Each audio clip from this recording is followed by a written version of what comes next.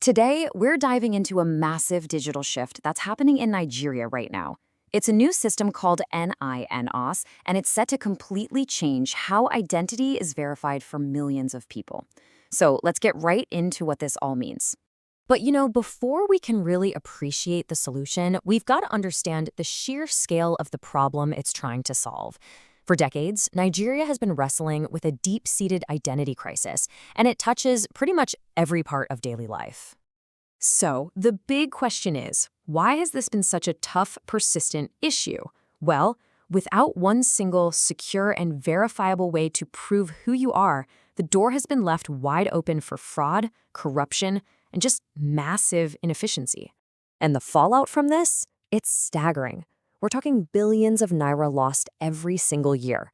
You've got fake bank accounts popping up to launder money, impersonators literally stealing government benefits from people who desperately need them, and ghost registrations messing with everything from elections to national exams.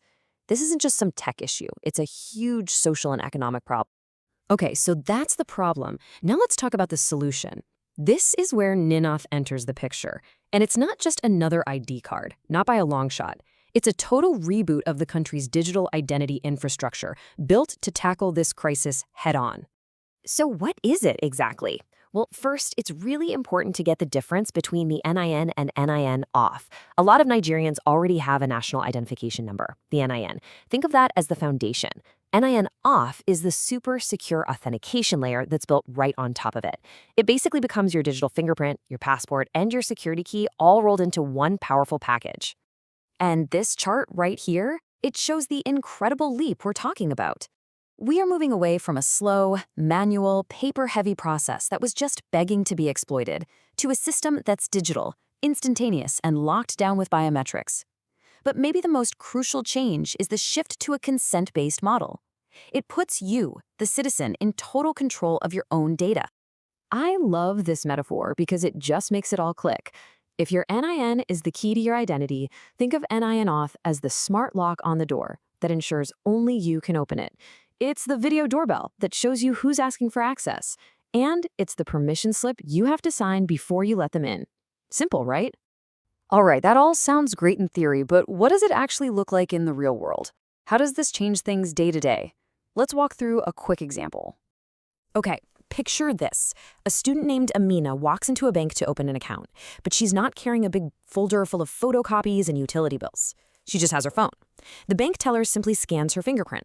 A request pops up, and Amina gives the bank permission to access only the specific data they need, nothing more. And bam, just like that, her account is open. It's fast, it's seamless, and it's incredibly secure. Now, this brings up a really important question. In a country where not everyone has the latest gadget, what happens to the folks who don't have a smartphone? And this isn't a small problem. We're talking about around 70 million Nigerians who rely on basic feature phones. Any identity system that leaves them behind would be a failure from the get-go.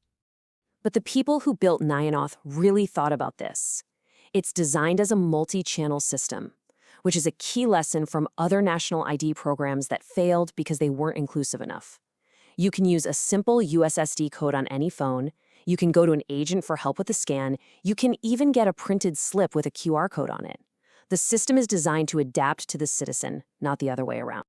So we've seen how it works for an individual. Now, let's zoom out and look at the 5 massive sectors where this tech is poised to be a total game changer. First up, banking. By tying every single bank account to a biometrically verified person, NINAuth is designed to slam the door shut on fake accounts used for money laundering and identity theft. It just makes the whole financial system safer for everyone. Second, elections, and this is a huge one. NINA has the potential to wipe out duplicate registrations and ghost voters from the system. This reinforces that fundamental principle of democracy, one citizen, one vote. It's a massive boost for election integrity. Next is education. Think about it.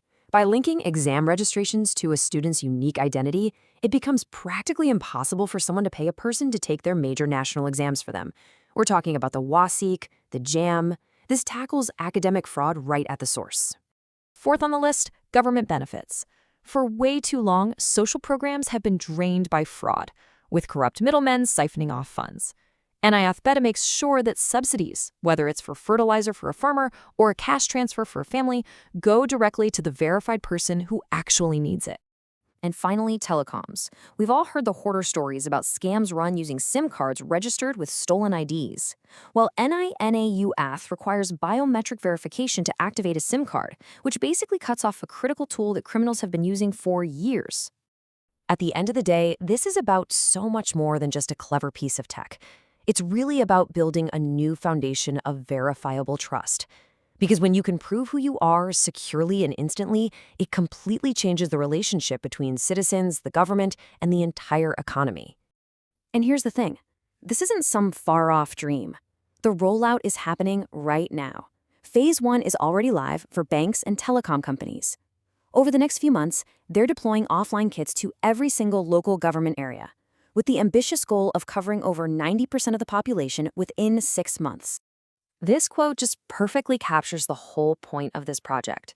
It's about empowering every single citizen with the ability to confidently say, I am who I say I am. It's not just about security, it's about dignity, and it's about opportunity. Which really leaves us with one final, powerful question to think about. By creating this single, secure source of truth for identity, is Nigeria laying the essential foundation for a more transparent, more efficient, and more inclusive digital future? The potential is absolutely undeniable.